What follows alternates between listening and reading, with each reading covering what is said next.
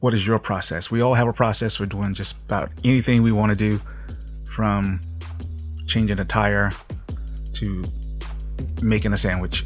We have a method, whether that method be conscious or unconscious. We have a method. The trick is just understanding whether or not you designed that method for yourself. And to borrow the phrase from TV series Hannibal that I enjoyed, what is your design? My thing that I would suggest in the current climate is do not fear. I see a lot of comments about we're moving to a police state, Nazi rejuvenation. You know, you see so much race war, civil war, all these phrases. I study history just to see if there really is anything new under the sun. And the only thing that I can say that is new is me experiencing that particular point in history now.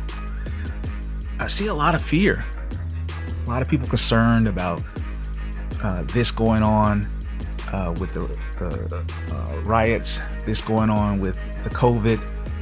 And if you look back, you notice that we've had these situations in the past, and the only thing that's different is how we respond to the situations. All of a sudden, we don't like who the president is in this moment. All of a sudden, we don't like our neighbors,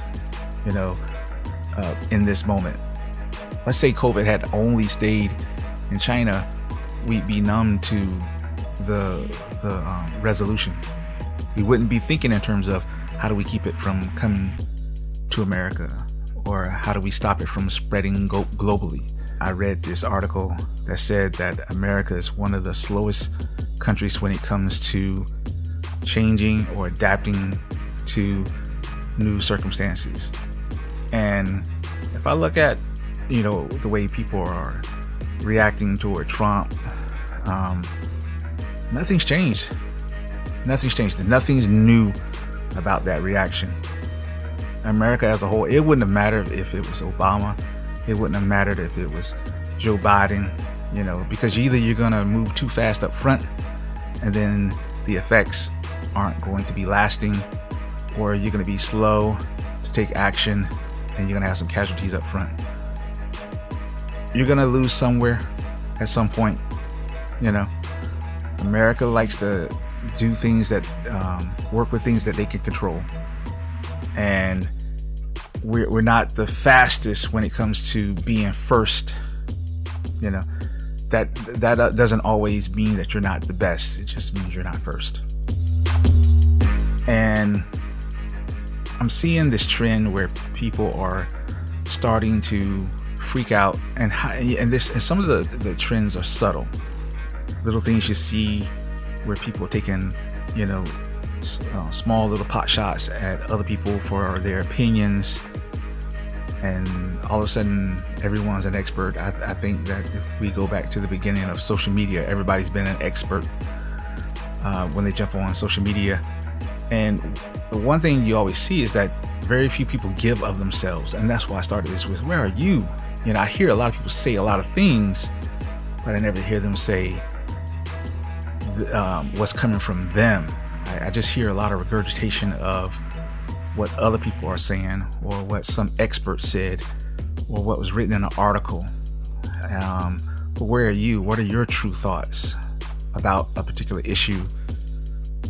Where are you coming from? What is your process? What is your design for understanding what's going on? So we have a lot of people that like to refer to themselves as being woke. Woke does not equate to all-knowing. It's all about absorption and turning concepts into concrete action. We want to take action and not advice.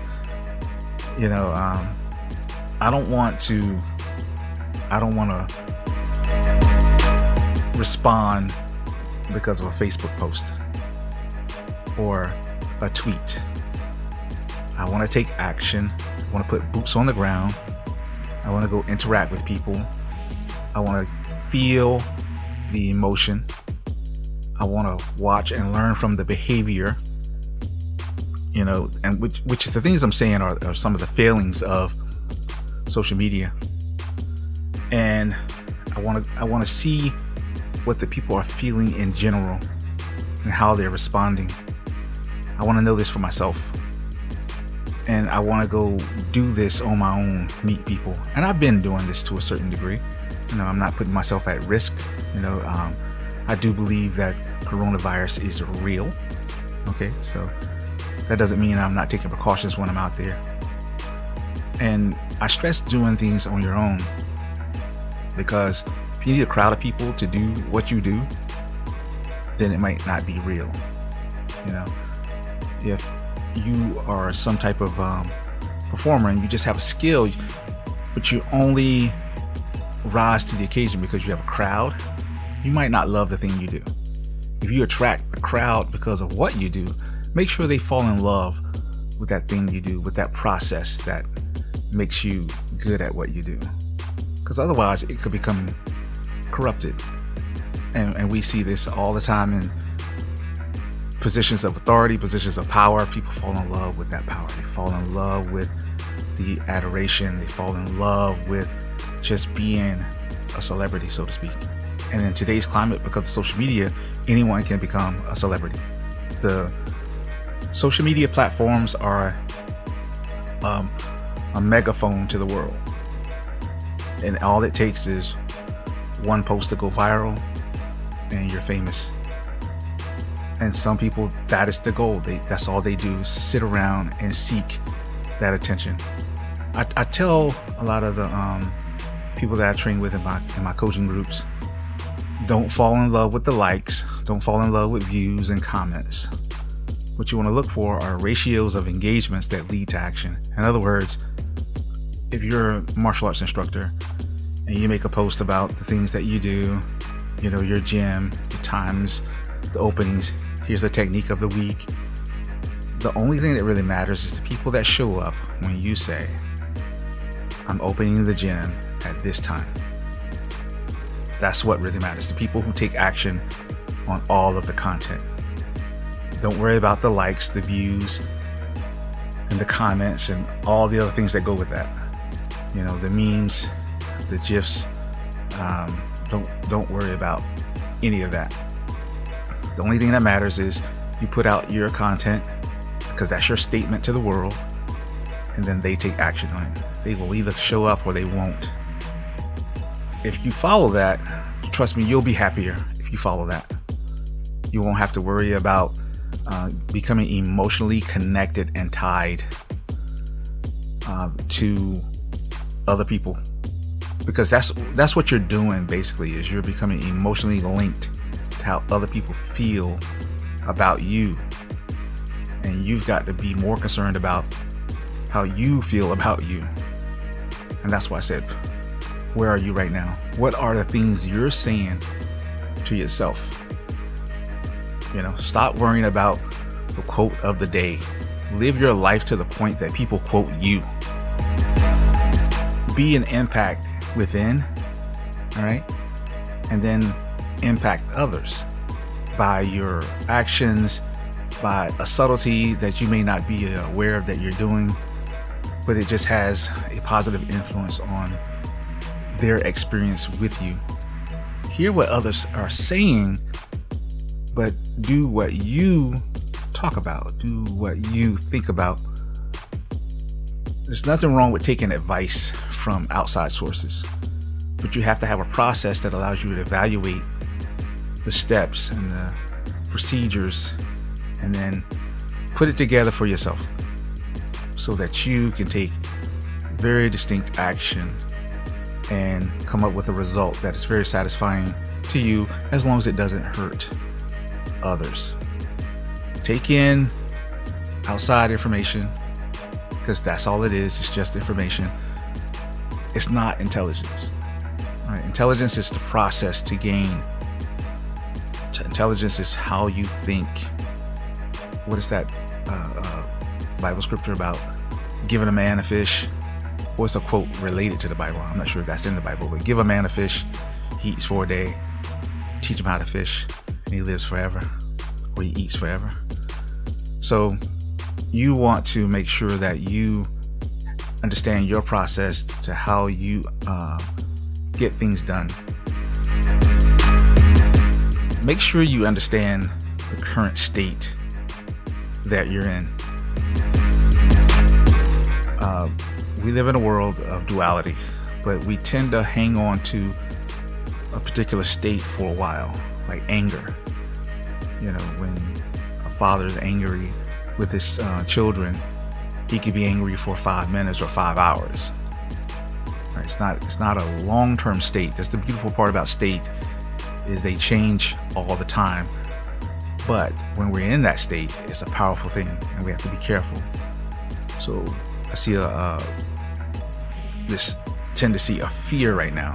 Fear is a very powerful state, and you will take actions according to that state that you have to be aware of, and you have to make sure that you're being fair, you know, to yourself and fair to others.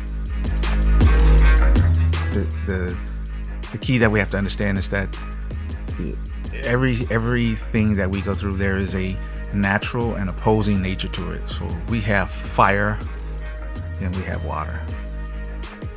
It's an opposing nature, but these things don't necessarily mean good or evil, you know. And I think we focus so much on that in terms of good and evil that we just don't simply think in terms of the dual nature of things. You know, for instance, water by itself has a dual nature.